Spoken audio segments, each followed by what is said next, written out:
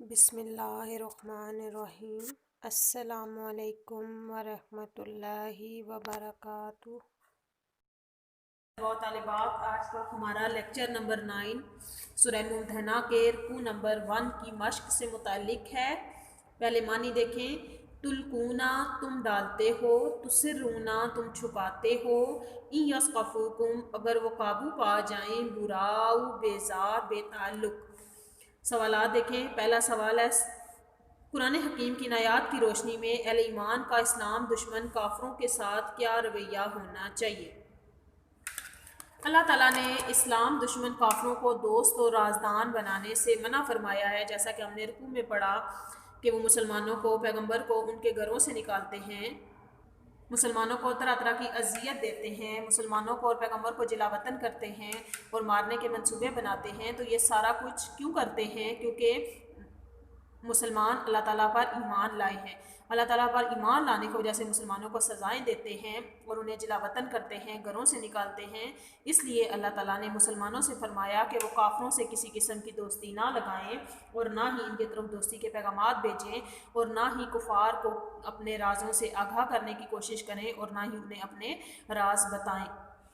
کفار کے ساتھ دوستی لگانے سے منع فرمایا اور انہیں اپنے دوست اور رازدان بنانے سے روکا گیا۔ سوال نمبر 2 ہے، اس سبق میں دشمنان حق کو کن باتوں کے سبب دوست و رازدان بنانے سے منع کیا گیا؟ تو مدر ذیل 2 باتیں تھیں جن کے سبب انہیں دوست و رازدان بنانے سے منع کیا گیا۔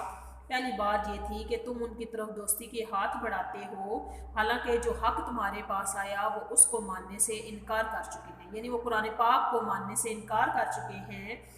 دوسری بات یہ تھی کہ ان کا حال یہ ہے کہ رسول اللہ صلی اللہ علیہ وآلہ وسلم کو اور تم کو صرف اس قصور پر جلا وطن کرتے ہیں کہ تم اپنے رب اللہ تعالیٰ پر ایمان لائے ہو، یعنی تم اللہ تعالیٰ پر ایمان لائے ہو اس لیے تمہیں تمہارے گھروں سے نکالتے ہیں۔ ان 2 باتوں کے سبب انہیں دوست و رازدان بنانے سے منع فرمایا گیا۔ جب اہل کفر مسلمانوں پر غلبہ پا لیتے ہیں تو ان کا اہل ایمان کے ساتھ کیا سلوک ہوتا ہے؟ بچوں، ہم نے پڑھا آیت میں کہ جب کافر تم پر غالب آ جائیں گے تو وہ تم پر ہاتھ بھی چلائیں گے، اپنی زبانیں بھی چلائیں گے اور مسلمانوں کو ہاتھوں سے تکلیف دینے کی کوشش کریں گے، یعنی مسلمانوں پہ تشدد کریں گے، ماریں گے، تکلیفیں پہنچائیں گے۔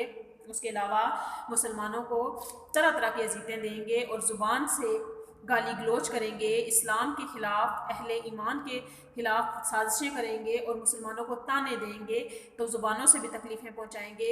اس کے علاوہ ان کی پوری کوشش ہوگی کہ جو لوگ اسلام قبول کر چکے ہیں، اسلام کو جنہوں نے اپنے سینے میں بسا لیا ہے، وہ اسے نکال کے کفر کی طرف لوٹ آئیں، یعنی ان کی پوری کوشش ہوگی کہ وہ مسلمانوں کو کسی طرح سے کافر بنا دیں۔ سوال نمبر 4 ہے، ان آیات میں حضرت ابراہیم کے کس اسوہ حسنہ کی پیروی کا حکم دیا گیا؟ تو پیارے بچوں، ہم نے پڑھا کہ حضرت ابراہیم علیہ السلام کی قوم بت پرست تھی، وہ بتوں کی پوجا کرتے تھے۔ حضرت ابراہیم کے لاکھ سمجھانے کے باوجود بھی ان کی قوم بتوں کی پوجا سے باز نہ آئی۔ تو حضرت ابراہیم نے پھر کیا کیا کہ انہوں نے اور ان کے ساتھیوں نے، یعنی جو ان لوگ ان کے ساتھ ایمان لے آئے تھے، انہوں نے اپنی قوم سے صاف صاف کہہ دیا تھا کہ ہم تم سے اور تمہارے ان معبودوں سے، معبود یعنی جن کی وہ عبادت کرتے تھے، جن کے وہ بت، جو بت انہوں نے بنائے ہوئے تھے، ان کے بارے میں فرمایا کہ جن کو تم اللہ کو چھوڑ کر پوجتے ہو قطعی بیزار ہیں، ہم نہ تمہیں حق پر مانتے ہیں اور نہ تمہارے دین کو، ہمارے اور تمہارے درمیان کھلم کھلا دشمنی اور عداوت رہے گی جب تک تم اللہ تعالیٰ پر ایمان نہ لے آؤ۔ یعنی انہوں نے اپنے باپ سمیت اپنی قوم سے لا تعلقی کا اظہار کر دیا تھا، ان سے فرمایا تھا کہ جب تک تم اللہ تعالیٰ پر ایمان نہیں لے آتے اس وقت تک ہم تمہارے اور تمہارے ان معبودوں کے قائل نہیں ہو سکتے، ہمارے اور تمہارے درمیان عداوت رہے گی، کھلم کھلا دشمنی رہے گی۔ پیارے بچوں، حضرت ابراہیم علیہ السلام کے اسوہ حسنہ کی پیروی کا اس سبق میں حکم دیا گیا، یعنی سورہ احزاب میں ہمیں حضرت حضور پاک صلی اللہ علیہ وسلم کی پیروی کا حکم دیا گیا اور سورہ ممتحنہ میں حضرت ابراہیم علیہ السلام کے اسوہ حسنہ کی پیروی کا حکم دیا گیا۔ حضرت ابراہیم علیہ السلام نے اپنے باپ سے یہ کہا تھا کہ میں آپ کے لیے اللہ تعالیٰ سے مغفرت مانگوں گا۔